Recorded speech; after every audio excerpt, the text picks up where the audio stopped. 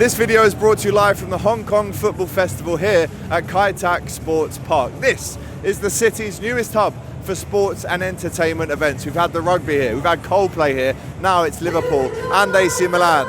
We've been at the centre of culture and world-class football. It's East versus West, it's global fans, a buzzing neighbourhood and the greatest energy across the city. Speaking of energy, Liverpool and Alisson are out now. A massive thank you once more to the Hong Kong Tourism Board. Yes guys, right, time for my fan cam. I'll interview myself. Smash that like button, get your comments in and subscribe to the Kop TV if you have not already. I really hope you've been enjoying the content that we've been putting out here as you join me in a completely empty, apart from the Anfield Rap lads down there, completely empty Kai Tak Sports Arena. The game itself, Liverpool 2, AC Milan 4.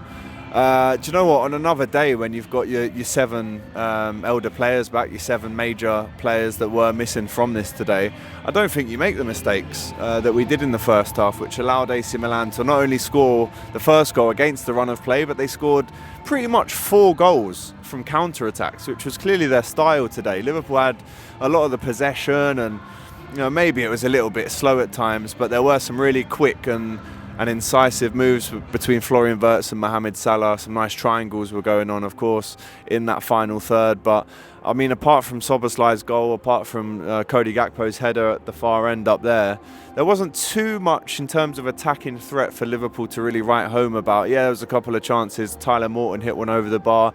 There was an Ibu Konate header that went over. But those individual mistakes that we've lost the ball high up the pitch and they've countered on us and scored, when you've got your top players back, I'm not really concerned about that at all, really. So the positives to take, obviously Szoboszlai's goal was fantastic. Cody was happy with his header. And there was that kind of little flurry at the end after that where we thought, can we make it 3-3 again against AC Milan?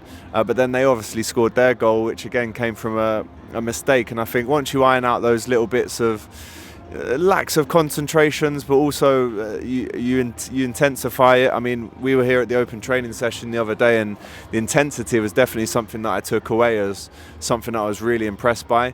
I'm not sure if that was here again tonight in terms of in-game, but at the same time, you're going to get this. It is pre-season. Liverpool, if you ask them to play a Premier League game tomorrow, they probably wouldn't be ready. And that's because you've still got your game in Japan next week against the All-Stars. You come home and play against Athletic Bilbao, double-header at Anfield, and then you go to Wembley to play Crystal Palace. So still a lot of time and a lot of opportunities to correct those decisions, to get fitter, to get more minutes in the legs.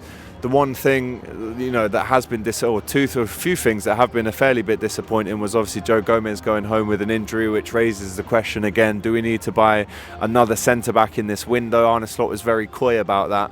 He looked over to his left and said, well, we've got Virgil van Dijk, so we're good in that department. But in terms of depth, Liverpool, I would say, still do need another centre-back there. Wata Endo, I think there was a small issue. He's probably going to be more involved in his homeland in Japan next week. And then, of course, there was no Darwin Núñez or Luis Diaz tonight, which, might spell the end of their times at Liverpool. Who knows? But in terms of individual performances, I really like the look of Florian Wirtz in that position, that central position in between the edge of the D of the halfway line and the edge of the D of the box. That's where he likes to operate, on them half turns in them pockets, and he looks up. He found Mo Salah a lot of times today, which was great. But I think personally, and you can let me know in the comments, I think the standout performance today was the young boy RIO. I do think when you look at his age, which is 16 by the way, and you compare that to some other players that have burst onto the scene at that age, he looks so mature and he's actually grown. I mean, I was at his debut against Accrington Stanley back in January, and even then he looked so mature, maybe someone who could be 25 to be fair. So I think he only gets better, and his decision making tonight in that first half was really good. He drops the shoulder, beats the man easily, and he will embarrass defenders, and he has done in training for Liverpool. He will embarrass defenders, and he looks up, obviously gets a little lucky touch, and it goes to Dominic Szoboszlai, who just picks his spot and absolutely wraps it perfectly into the top right hand corner. So I'm almost claiming that assist to be Rio's. It's a shame he didn't play more, to be honest, but with these things you've got to make 9 changes at half time and get all the other lads fit and fresh and ready for their appearances. For me, RIO was the most exciting. Florian Wirtz definitely stood out as well. Mo Salah a little bit wasteful tonight, but still some strong bits.